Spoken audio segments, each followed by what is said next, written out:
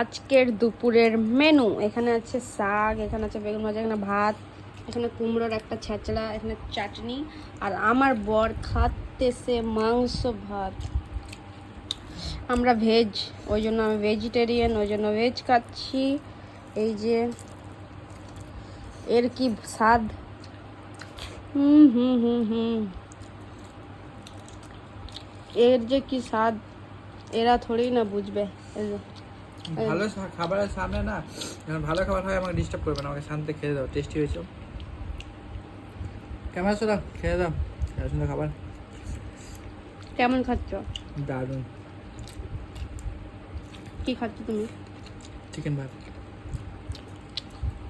তোমার বউ এখানে ভেজ খাচ্ছে, তুমি এখানে চিকেন ভাত খেতে পারছো? অবশ্যই, বউকে বলেছি, না খেলে আমি কি করবো। ঠিক আছে বন্ধুরা, আমরা খেয়ে নিই। তোমরা কে কে খাচ্ছ দুপুরে অবশ্যই কমেন্ট করে জানিও। টাটা।